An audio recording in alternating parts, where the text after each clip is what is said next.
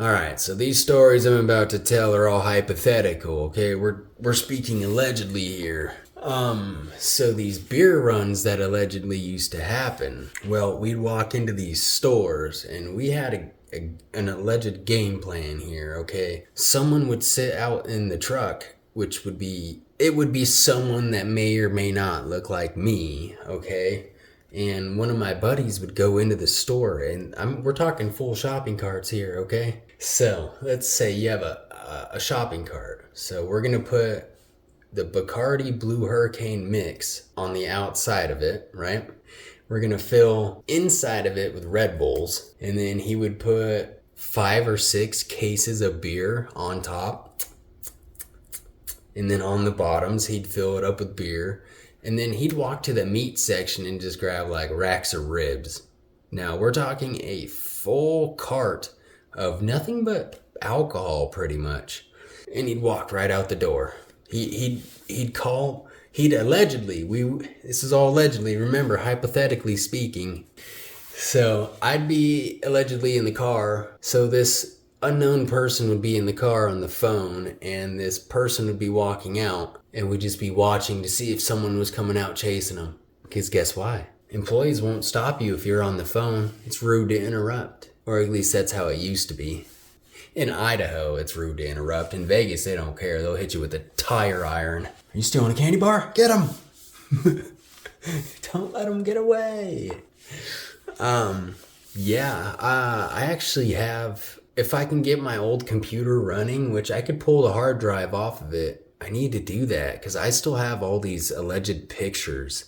I mean, we had a wall, like just a regular wall like what's behind me, and we built thrones out of full beer cases. I mean, that 1-bedroom apartment allegedly had like 150 cases of beer in it. I mean, it just, like I said, I went from 0 to 100 real quick when I dropped out of school. I mean, me and my buddy both had full-time jobs. I had a job working for my dad full-time painting cars, and I believe my buddy Zach, which was also my roommate and my best friend, that's the guy I have tattooed on my back, he was working, I think, for Kit Homes at the time, which is they build manufactured homes, I believe. Or either that or a welding company. But as you can probably imagine, a teenager having that much alcohol in their house, it wasn't long before I got a DUI. I was 17 when I got my DUI, and it completely ruined my life. So I got a DUI, and then that was my first time actually going to jail. I wasn't there for long, but you don't need long in jail to learn a lesson, right? Or so you think. But, the next Friday, we were drinking again. And my buddy Zach had a Toyota Supra, a 1987 Toyota Supra. And this thing is a 3-point, wait, did it have a 3-point, maybe they have a 5-liter. It's either a 3.5 or a 5-liter engine in it, and it had a turbo. So we were downtown drag racing, and we got pulled over. Well, I got a minor in consumption, which I didn't even know was a thing. I didn't go to jail, but it was a ticket, and it sucked because it was 1 week after my DUI. Seems to be a pattern there, huh? And yeah, that was just, once I couldn't drive, I mean, it was just easier for me to move back in with my parents because I worked with my dad. But my brother at the time was living with my parents, and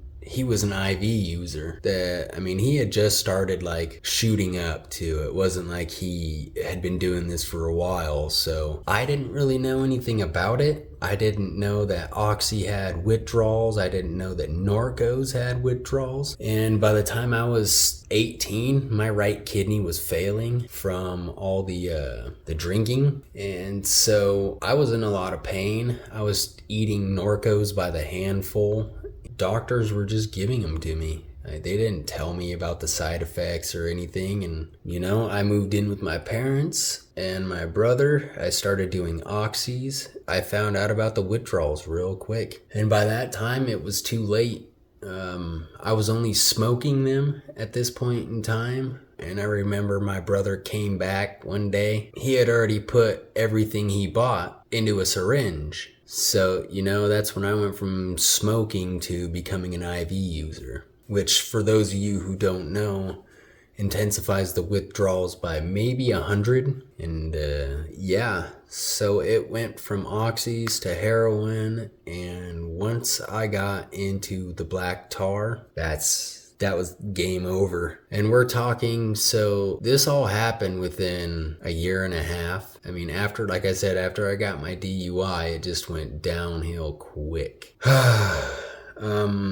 Yeah, I was only back at my parents' house for a little while, and then I convinced my dad to co-sign on a lease with me, which, haha, Dad, joke's on you. I'm just kidding. Sorry, Dad. Hopefully my YouTube money will be able to pay you back someday. Because, I was working for my dad, so I saw him every day.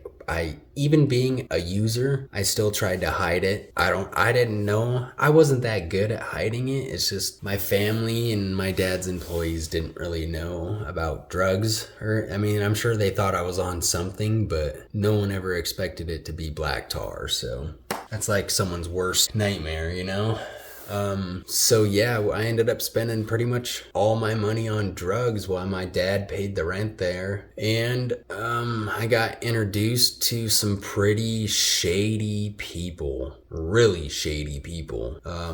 Me and my buddy went out venturing one night in Portland, Oregon, allegedly, because Idaho is expensive for that stuff. It's like $350, $400 a gram, and you can get it for like $400 an ounce up there in Portland. But we met up with this guy, allegedly, and he may or may not have had us drive him all the way to Salt Lake. But when we arrived in Salt Lake, this is the part of the story I really can't tell, because this organization of people that I may or may not have had to work for, they have deep ties, and so I still fear. So we're going to skip that part of the story, but drugs are bad.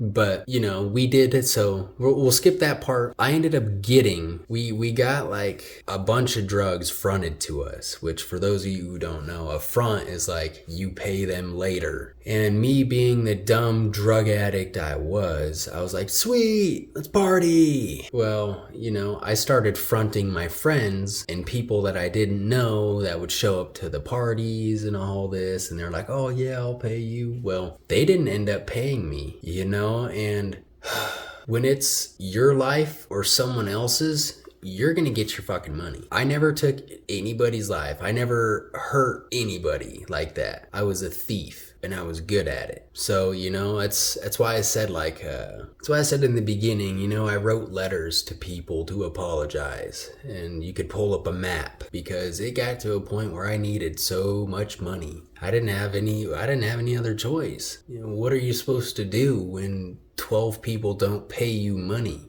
What are you going to do? You going to steal the furniture out of their house and hope to sell it? Yeah, that's exactly what you're going to do. So yeah, and when they didn't have stuff, because a lot of them didn't, they were drug addicts, sold everything to buy black tar because it's so expensive in Idaho. So you start taking it out on innocent people, so it's just, I'm not necessarily proud of it, but I'm not proud of it, because I know without that part of my life, I wouldn't be the person I am today. And I know the person I am today is pretty fucking amazing. So, it's not like I was stealing millions of dollars from these people. Some houses, yes, there was a lot of alleged jewelry and stuff, but these people got it back. I already talked to them. They were refunded. It was all insured. No harm, no foul, right? Like I said, I did my time. Idaho tried to give me life in prison. I got caught for 3 felony burglaries, and they tried to get me for, I think it was 160 more, but they had no proof of anything, and I never did it. It wasn't me. Because I don't know. I don't know. But like I said, I did my time. I will neither confirm nor deny, so good luck.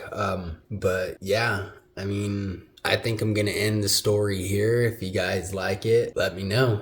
I definitely have a lot more to tell, so Hopefully I'm monetized here soon, but take care, you guys.